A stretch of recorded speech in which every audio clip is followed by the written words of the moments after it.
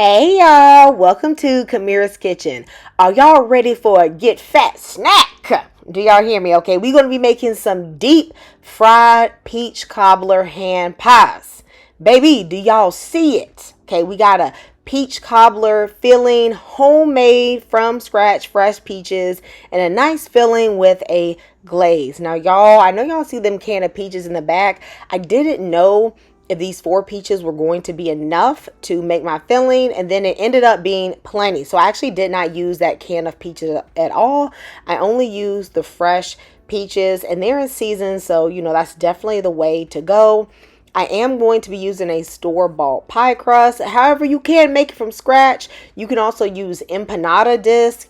Those work really well too. And then of course some butter, cinnamon, nutmeg, brown sugar, cornstarch, and optionally a little bit of peach bourbon. But if you don't have that, you can skip it. Since we are using fresh peaches, y'all, we got to get right there in the crack, baby. Okay, because we got to get this skin off. Okay, so what I'm going to do is that I'm going to go down the sides and make sort of like an X on all of them. I will be blanching these in hot water. That is the easiest thing to do so that you don't lose a bunch of the peach flesh. So this water is almost boiling. I didn't want it to be quite boiling because I don't want to cook the inner flesh at all. I'm going to place these peaches in here for 60 seconds max, and then I'm going to take them straight out and put them in a bowl. Ideally, you would put your peaches in ice water once you take them out. However, I don't have ice. Y'all, my fridge does not make ice, so I don't regularly have ice. So all I used was the cold water from the tap. And as you can see, the skin is peeling off easy peasy. Okay. Now I am going to cut my peaches into fourths. I'm going to do this old school, y'all. We're not going to use no cutting board. I'm going to do just like the old mamas did. I'm going to do this right in my hand. Okay, this is a butter knife. Ain't nothing about to happen to me. I'm going to put it in about a 1/2 inch chunks. You don't want them too large because this is going to be for individual pies. So if the pieces are too big, it's going to be hard to stuff them inside of the crust. In a skillet, you want to put in 2 tablespoons of that Southern Gold, that good old butter, as well as the peaches. You can sweeten to taste. It honestly depends on how ripe your peaches are. I don't want to go overboard with the sugar because my peaches are actually quite sweet. So I just add in 1/4 cup of brown sugar and about a tablespoon of white sugar, a splash of peach bourbon, a little bit of cinnamon and nutmeg and vanilla. And I allow this to cook for about 5 to 6 minutes. These peaches are really going to cook rather quickly, but I don't want any of that excess juice.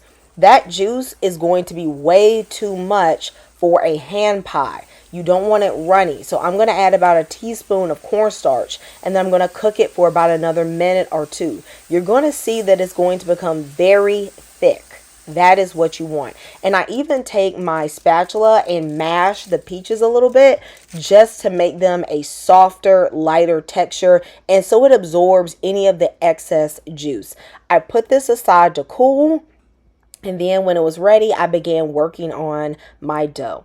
Now, y'all, ideally, I should have rolled this dough out to be a little bit thinner. And I have done it before, but I really forgot to do it this time. It helps it fry a little bit better. Not so thin that it's fragile, but just a little bit thinner so that it fries a little bit nicer. But even if you don't want to do it, they will come out well. I'm going to show you guys a couple of different ways you can make these pies depending on how big you want them to be and what you have available. So one way you can do it is with a biscuit cutter. You can make a little round kind of like this. And, you know, of course, it's going to take 2 of them and you will press them together with a fork or your thumb. You want to make sure that you don't overstuff it so that there is enough room for you to have that rim. Very important, or it's going to bust open. Now, I love to have the big round ones, and so a bowl tends to be perfect for that. And yes, I will just mush together some of the pie dough and make it work. Even if it don't look cute, just put that little part at the bottom. Okay. Now, if you're saying, Kamira, girl, I want to be big backed, but I don't want to go all the way. I don't want to fry them. Can I bake these? Absolutely. You absolutely can bake these. I would bake it at about 375 degrees. I would look at it about 15 minutes. It could take 20. I don't often bake them, but pretty much when the dough is golden brown, you will know that it is ready. Or you can follow the pie baking instructions on the back of the box. And once the dough is golden brown, it would be finished. Okay, so you can bake them. Now, if you don't want to hassle with cutting out any of the dough, you don't want to go through all of that. I understand you. All you have to do is cut your pie dough into fourths. Now, this don't make the cutest ones, in my opinion. But do y'all really care if the food look cute or if it tastes good? All right, so I am going to cut these into fourths and then I'm going to stuff them. I'm going to concentrate the stuffing near the curve. That part can hold the most filling, so I'll push it back there. Once I have prepped all of my peach cobbler pies, I'm going to put them on a tray, cover them with a kitchen towel, and place them in the refrigerator while my oil heats up.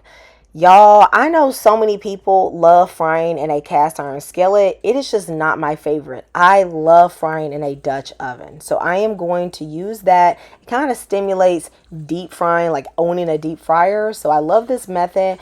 And I'm going to make sure my oil is hot but not blazing. Very important that your oil is about 350 and not very much over, because if it is, these will cook way too fast and it's going to be raw.